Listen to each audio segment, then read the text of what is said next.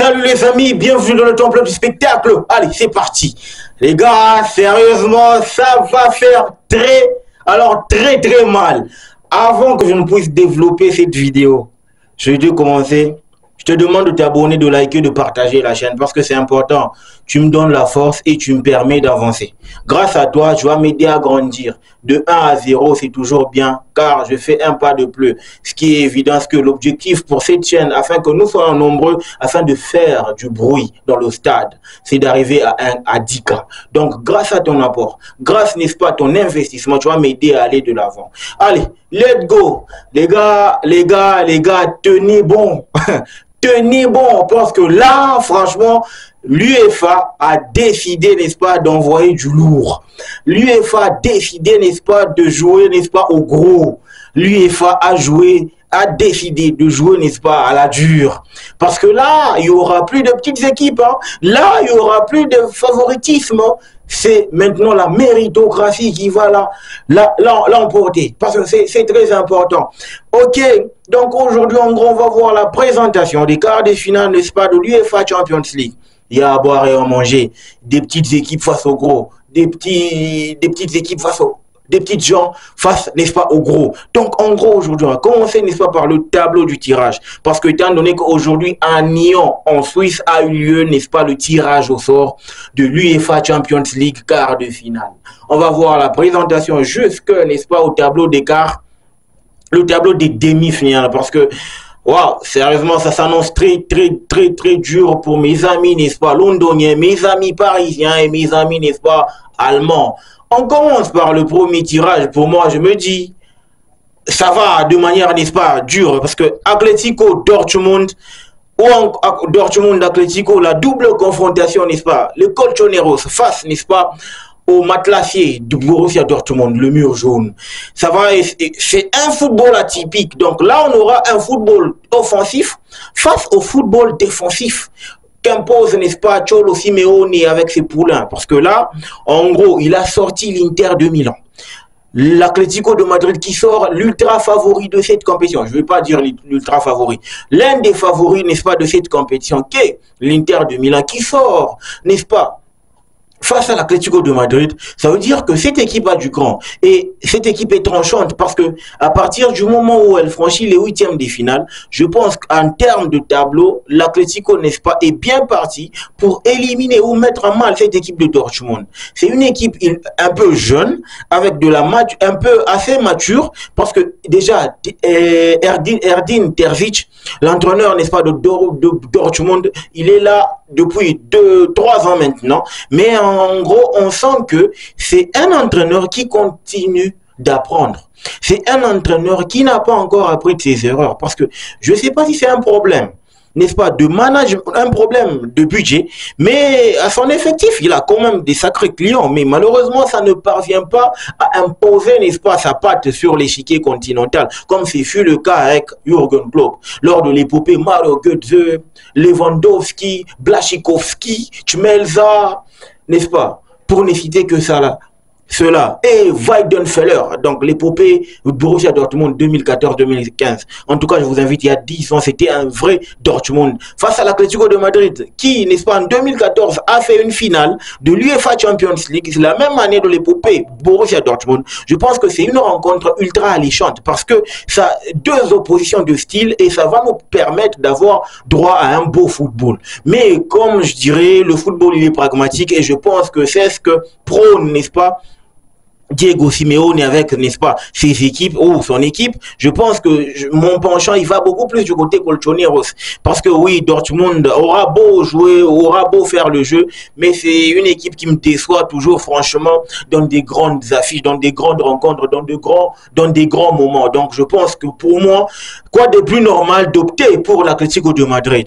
Ok? Parce que c'est important, étant donné que ça va être une rencontre qui va permettre de jauger vraiment le niveau d'un certain Sébastien Haller. Parce que depuis qu'il est rentré, n'est-ce pas, de sa blessure ou de son cancer et de sa canne, je pense que Füllkrug l'a pris, n'est-ce pas, pris l'ascendant sur lui. Donc je pense, si jamais Terzic décidait, n'est-ce pas, de redistribuer les cartes, on va voir ce que ça va donner. Mais pour le moment, on se concentre, n'est-ce pas, sur son évolution et voir ce que ça va donner à l'avenir. Parce que je signale déjà qu'avec son 4-2-3-1, Terzic, il pratique du beau football. Il pratique du beau football. Donc, j'ai hâte vraiment de suivre cette rencontre-là. J'ai hâte sérieusement parce que dans notre rencontre, c'est le jour et la nuit parce qu'on va enfin avoir droit au maître qui va affronter son élève. Parce que Xavi, il était là lors de la dernière Ligue des Champions en 2015, n'est-ce pas, remporté face au Barça, n'est-ce pas, contre la Juventus de Arturo Vidal, Alvaro Morata, ok, Giorgio Cellini, Barzagli, Bonucci, Gigi Buffon, ils étaient tous là. Et il y avait un certain Xavi Hernandez, n'est-ce pas, avec son Barça. Donc je pense que là, Luis Enrique, face à Xavi avec son Barça, je pense que deux oppositions du même style, même si je pense que pour Enrique, c'est beaucoup plus pragmatique parce que ça tire aussi de loin. Chose que n'a pas encore réussi à faire, n'est-ce pas, Xavi Hernandez avec son équipe. Et je pense que ça va permettre à ce que cette équipe-là puisse au moins, n'est-ce pas, donner le meilleur de lui-même ou encore parvenir. Parce que d'un côté, on a quand même un PSG qui part, n'est-ce pas, favori de cette rencontre. Il faut qu'on se le dise parce que le Barça va s'amener avec quel effectif? Kubarski, pas au Kubarski, 17 ans. Lamine Yamal, c'est 17 ans. Fermin Lopez, c'est 17 ans. Donc, il n'y a que des gamins qui vont venir, mais des gamins ultra bons. Mais malheureusement, là où ça va essayer de flancher, niveau expérience. L'UEFA aussi, ça va demander de l'expérience. Et aujourd'hui, je pense que même Xavi n'a pas vraiment l'expérience pour l'UEFA Champions League. Si je ne m'abuse, c'est la première fois que Xavi va atteindre les quarts de finale de l'UEFA Champions League. Donc là, et l'entraîneur, et l'effectif qui est à 50% jeune, va, n'est-ce pas, avoir droit à la toute première expérience de cette UEFA Champions League quart de finale. Donc, en gros, je pense que cette rencontre ne va pas vraiment aider, n'est-ce pas, ces baby Blaugrana du Barça, parce qu'en face, il y a un trio d'attaque en feu. Il y a un trio d'attaque qui joue pour une superstar. Kylian Mbappé, parce qu'à lui tout seul, c'est l'arbre qui cache la forêt. À lui tout seul, il prend les proies, n'est-ce pas, de son équipe. À lui tout seul, il fait gagner son équipe. À lui tout seul, on sent que sans Mbappé, ce n'est pas le même PSG. Sans Mbappé, ce n'est pas la même configuration de choses. Sans Mbappé, en tout cas, c'est au Lorient, même si je n'ai rien contre Lorient, mais sans Mbappé, le PSG, c'est Lorient. Donc, du coup, quand je regarde l'effectif actuel, déjà que c'est Enrique qui a su, n'est-ce pas, remodeler son effectif, qui a su remodeler, n'est-ce pas, son 11 de départ. Aujourd'hui, on a vu un certain Beraldo. C'est un Brésilien qui débarque de Sao Paulo. Okay? Il est tellement bon dans la relance et dans la lecture du jeu. Enfin, il y a une complémentarité avec Marquinhos, le capitaine. Mais là où ça va faire mal, c'est au niveau de la vitesse, parce que ces deux-là sont à chier. Ces deux-là ne savent pas courir. Ces deux-là, une fois qu'ils se prennent en vitesse, ça va faire mal derrière. Mais l'avantage, c'est qu'ils savent lire le jeu et ils savent relancer pour casser les lignes. Donc là, on aura une opposition, encore une fois, de style. Parce que là, on a un football pragmatique et un tiki-taka amélioré de Xavi Hernandez qui va essayer, n'est-ce pas, de donner le meilleur de lui-même face à son maître, qui est Luis Enrique. Oui, donc le gars, moi, en tout cas, ballottage favorable, même si j'aime pas le PSG, ballottage favorable pour le PSG parce que là, sérieux, ça va faire mal, ouais. Parce que là, sérieusement, ça va faire mal. Ok? Ce qui m'amène, n'est-ce pas, à dire que d'un côté, de l'autre côté, un Bayern Arsenal.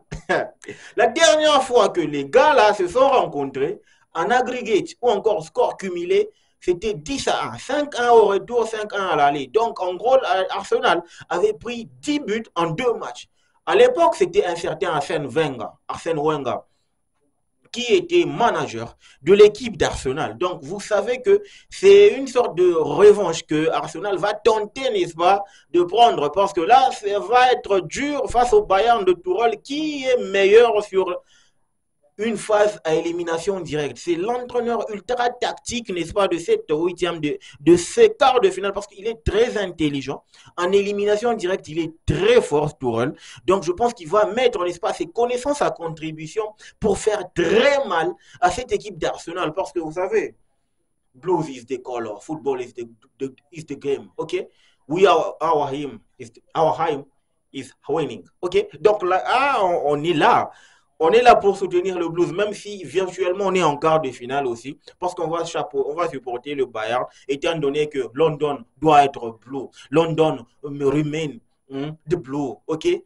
We have to maintain that cap. We have to maintain that atmosphere, which permits us to be the biggest club in London, okay? We have to maintain that cap. Ça, c'est important. C'est pour ça que moi, je pense que même s'il n'y a pas question de favoritisme, mais le Bayern, il part favori parce que c'est Baby Gunner avec un joueur expérimenté qui est Jorginho, le seul. Parce qu'il est le seul à aller, n'est-ce pas, droit jusqu'au Ballon d'Or, troisième finaliste Ballon d'Or et champion d'Europe avec Chelsea, Kai Havertz également, mais l'expérience, il va beaucoup plus du côté de Jorginho. Il va essayer d'apporter son expérience parce que là, on est parti sur du très lourd parce que là, ça ne va pas pardonner du tout. OK? Donc, je pense que l'effectif, mais il ne faut pas non plus oublier qu'en face, il y aura un Arteta avec son effectif qui est en train de carburer en Barclays English Premier League. Avec un effectif, un milieu ultra serein et ultra, n'est-ce pas, rassurant par rapport au Bayern. Aujourd'hui, on a Goretzka qui est obèse, qui ne réussit plus à avoir le même rendement. Il y a Pavlovic qui est en train de jouer et Kimmich aussi, c'est plus le même rendement. Donc, je pense mis à part l'expérience, mais en termes d'équilibre, je pense que cette rencontre-là, elle est équilibrée parce que Arsenal et ainsi que le Bayern, c'est un match équilibré, même si je pense que Arsenal va, n'est-ce pas, avec un certain léger avantage parce que c'est l'équipe la mieux, n'est-ce pas, structurée au milieu. Et vous savez qu'à partir du moment où votre milieu est bon, c'est un milieu qui fait le pont entre l'attaque et la défense. Vous permettez à ce que votre défense puisse respirer et votre attaque puisse faire, n'est-ce pas, le vrai boulot. Et si vous remarquez très bien, Arsenal aujourd'hui, son milieu ne va plus assez loin. Ça permet seulement à ses attaquants de marquer beaucoup de buts. C'est pour ça que Arsenal ne prend plus beaucoup de buts. Donc en gros, ce sera une rencontre équilibrée. Ce sera une rencontre équilibrée. Une rencontre équilibrée. Là où cerise sur le gâteau, je pense que là, les gars, il y a lieu à prendre sa revanche. Manchester City, Real Madrid, Manchester, Madrid, les deux clubs se croisent. Deux oppositions de style. Manchester City, c'est une équipe de tiki-taka améliorée, avec des jeux, n'est-ce pas, en transition en séquence, parce que là, ça permet de comprimer le milieu de son adversaire. Et le Real, avec ses deux ailiers ultra rapides, ultra féroces, qui font mal à n'importe quel défenseur. Et aujourd'hui, un style opposé, avec aujourd'hui un système ultra où il est du Real de Madrid, qui joue autour, n'est-ce pas, de Jude Bellingham, un milieu en losange. Donc on voit qu'il n'y a pas vraiment de neuf, il n'y a pas vraiment de milieu. Donc ça joue. Ce qui veut dire qu'un Vinicius peut se retrouver en pointe, un Jude Bellingham peut se retrouver en ailier gauche. Donc là, je pense que Carlo Ancelotti, il a appris de ses erreurs, même si Manchester City part favori de cette rencontre, même si Manchester City se retrouve, n'est-ce pas, favori de cette rencontre, c'est une opposition de style. Ça va permettre à ce que cette équipe-là, ce match-là, en tout cas, c'est le box-office de ce quart de finale. C'est le top de top parce que c'est un match qui va attirer une audience conséquente, une audience ultra Je pense que ça va être une rencontre Guardiola-Ancelotti. Et à partir du moment où le Real s'est fait taper 4-0 l'an dernier, je pense qu'il y a une revanche à prendre. Même si Manchester City vient de récupérer son Kevin De Bruyne, je ne pense pas qu'il soit blessé, même s'il n'a pas été, n'est-ce pas, appelé en sélection. C'est juste par mesure de précaution. Étant donné qu'il revient d'une très longue blessure, ça permet à ce qu'il puisse se reposer, de récupérer de fort belle manière. Vous savez, vous l'avez vu face à Liverpool, il n'a pas joué plus de 75 minutes. Donc, en gros, ça lui permet de récupérer, d'être, n'est-ce pas, de recharger ses batteries et d'attaquer la saison. Et je suis aussi content parce que de l'autre côté, il y a un certain militaire qui revient et il y a un certain, n'est-ce pas, ça veut dire que l'équipe du Real sera ultra complète pour jouer Manchester City. Donc, en gros, c'est pour ça que je pense que ce sera pour moi une rencontre qui va permettre, n'est-ce pas, de mettre en lumière les failles de tout un chacun, de mettre en lumière les qualités de tout un chacun. C'est là qu'on va voir un certain Jude Bellingham, s'il est vraiment coriace, afin de dépanner, ou s'il est un coriace, ou il est vraiment coriace, afin de déboulonner toute cette équipe de Manchester City. Tout ce milieu qui sera composé évidemment de John Stones, qui revient avec une énergie remarquable. John Stones, Bernardo Silva, Akanji. Donc ce milieu-là, ce sera un milieu ultra féroce. Face, n'est-ce pas, à un trio, Valverde, Toni Kroos, Jude Bellingham. Je pense que ça là, si c'est pas sorcellerie, en tout cas je sais pas quoi d'autre. Je sais pas quoi dire. Parce que Carlo Ancelotti, Pep Guardiola, les deux entraîneurs le plus titrés de ce quart de finale, qui vont s'affronter pour une place en demi-finale, ça va faire mal les gars. Et si vous regardez très bien le tableau en tout cas dans la ligne Manchester City-Arsenal, il y a Real, il y a dans la ligne Manchester City-Arsenal, il y a le Real et le Bayern. C'est que là, on a, n'est-ce pas, un arbre d'un côté où il y aura probablement, si en tout cas le football respecte en tout cas sa logique, Real Bayern pour le demi-finale. Et de l'autre côté, évidemment, Atlético Barça, pour moi c'est mon pronostic, demi-finale, parce que je ne vois pas le PSG faire face à cette équipe du Barça qui est ultra, n'est-ce pas, compétitive. Parce que j'ai vu le PSG face à la Real Sociedad, c'était pas fameux. Donc mes amis, dites-moi ce que vous en pensez en commentaire. C'était là, n'est-ce pas, la présentation des quarts de finale. Qui sera champion? Qui va aller à Wembley? Qui va aller décrocher le Graal? Qui va, n'est-ce pas, remettre, n'est-ce pas, qui va rentrer à la maison avec son trophée? Wembley, road to Wembley. We are waiting for you guys. Okay? We are waiting for you. So, don't be late, hein? Prepare. Then, we will meet there.